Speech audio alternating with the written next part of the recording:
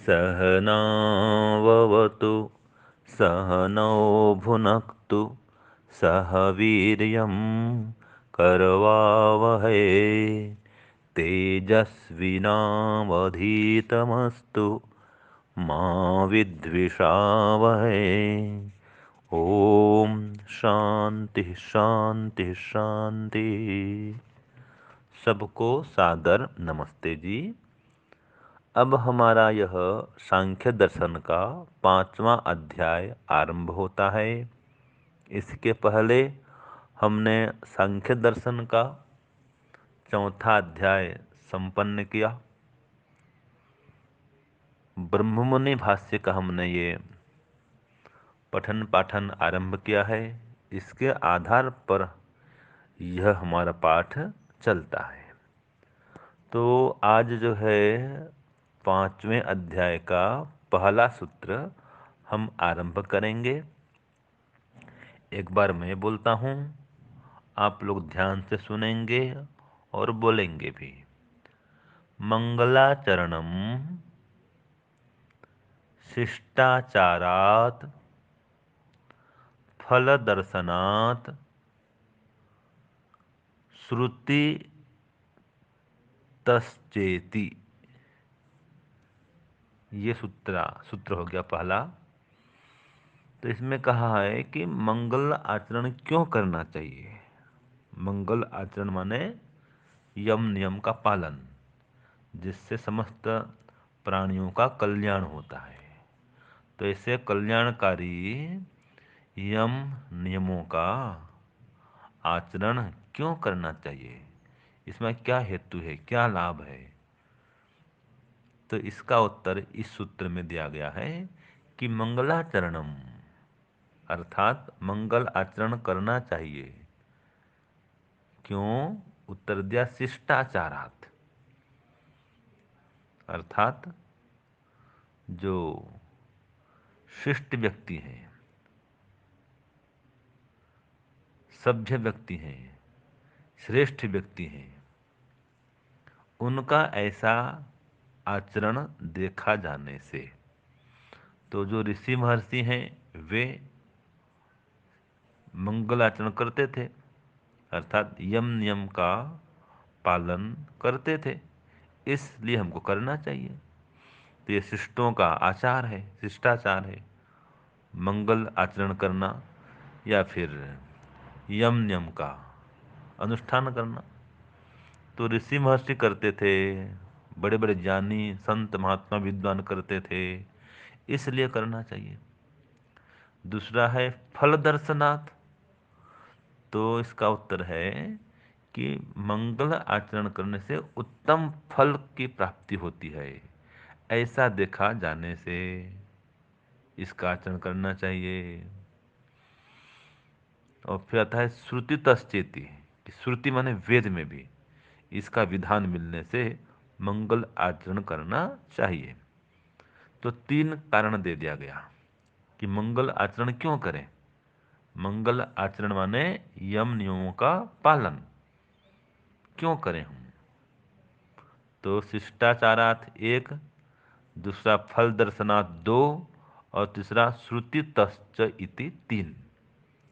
तो पहला कहा क्यों करें मंगलाचरण, कि शिष्टाचारात, शिष्टों का ऐसा आचरण देखा जाने से। दूसरा फल दर्शनात्, इसके उत्तम फल देखे जाने से। और तीसरा श्रुति दर्शनात्, ये श्रुति तश्चेति, अर्थात श्रुति में, अर्थात वेद में इसका विधान मिलने से, मंगल आचरण के अनुष्ठान करने का संदेश मिलने से वेद में इसका हमें आचरण करना चाहिए। ये सूत्रार्थ हो गया कि मंगलाचरण क्यों करना चाहिए। तो तमिला शिष्टाचारात, फल दर्शनात्, श्रुति तश्चेति। श्रुति तश्चेति अर्थात श्रुति में इसका विधान होने से, श्रुति में इसका अनुष्ठान करने का संदेश होने से, और इसके उत्तम फल देखे जाने से, और शिष्ट श्रेष्ठ ऋषि महर्षि संत महात्मा जनों के द्वारा इसका आचरण देखा जाने से हमें मंगल आचरण करना चाहिए। अब इसको और खोलते हैं, थोड़ा भाष्य में आते हैं कि जो योग आदि साधनों का अनुष्ठान करता है, अर्थात मंगल आचरण करता है, अर्थात समस्त प्राणियों के लिए कल्याणकारी यम नियम आदि योग के अंगों का अनुष्ठान करता है, तो उसे बहुत अधिक सुख मिलता है, शांति मिलती है। क्योंकि ये सुख शांति ऋषियों ने, महर्षियों ने प्राप्त की थी, तो हमें भी मिलेगी ये सुख शांति अगर हम करेंगे तो शिष्टाचारात, जो शिष्ट व्यक्ति हैं, श्रेष्ठ व्यक्ति हैं, उन्होंने इसका अनुष्ठान किया था। तो शिष्ट कौन होते हैं? जो ईर्ष्या द्वेष से रहित होते हैं, अहंकार शून्य होते हैं, लोभ रहित होते हैं, काम क्रोध लोभ मोह से दूर होते हैं, वो शिष्ट कहलाते हैं, वो श्रेष्ठ कहलाते हैं। तो ऐसे व्यक्तियों ने यह यम नियम का पालन किया था और सुखी हो गए थे, वे शांति से जीवन जीते थे। इसलिए हमें उनका अनुकरण करना चाहिए, शिष्टों का, संत महात्माओं का। ये एक कारण हुआ। दूसरा कारण है फल दर्शनात्, कि यम नियम का पालन करने से उत्तम उत्तम फल बताए गए हैं योग दर्शन में। जैसे कि अहिंसा प्रतिष्ठायाम तत्सन्निधौ वैर त्याग, कि अहिंसा का पालन करेंगे तो जो हमारे निकट में आएगा और हमारे अनुसार चलेगा, उसका वैर भाव छूट जाएगा। ऐसे ही सत्य प्रतिष्ठायाम क्रिया फलाश्रयत्वम, सत्य का पालन करने से व्यक्ति जो भी कर्म करता है उसमें सफलता मिलती है, उसके कार्य सफल हो जाते हैं। और अस्त्य प्रतिष्ठायाम सर्वज्ञोपस्थानम, जो अस्त्य का पालन करता है, अस्त्य माने चोरी नहीं करता, मन वचन कर्म से चोरी नहीं करता है, उसको सब प्रकार के रत्नों की प्राप्ति होती है। वो रत्नवान माने ऐश्वर्यवान, धनवान बनता है। फिर कहा ब्रह्मचर्य प्रतिष्ठायाम वीर्य लाभ, ब्रह्मचर्य का पालन करने से वीर्य लाभ होता है, शक्ति बढ़ती है, सामर्थ्य बढ़ता है। और अपरिग्रह स्तरीय जन्म कथनता संबोध, अपरिग्रह का पालन करने से जन्म जन्मांतर की बातों का पता चलता है। मैं इसके पहले कौन था, कैसा था, किस प्रकार था, आत्म संबंधी ज्ञान होता है। ये फल मिलता है यम का पालन करने से। ऐसे ही नियम का पालन करने से वहाँ भी लाभ होता है।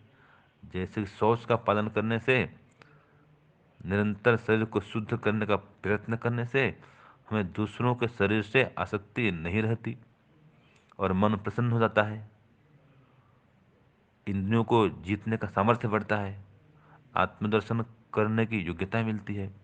ये लाभ होता है शौच का पालन करने से। ऐसे संतोष का पालन करने पे एकदम उत्तम सुख की प्राप्ति होती है। इसलिए कहा संतोषात अनुत्तम सुफल सुख लाभ, संतोष का पालन करने से सर्वोत्तम सुख लाभ होता है।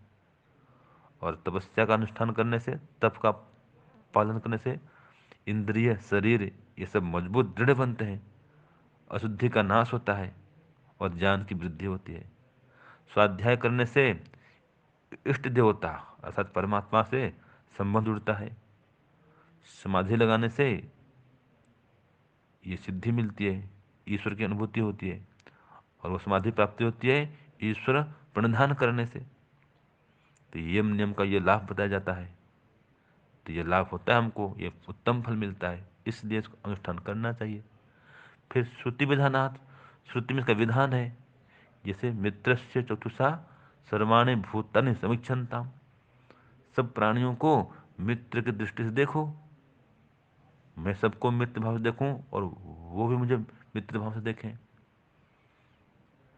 ऐसे कहा मैं सदा सत्य बोलूंगा, असत्य नहीं बोलूंगा, सत्यम वदामि नानृतम, ये विधान हो रहा है वेद में।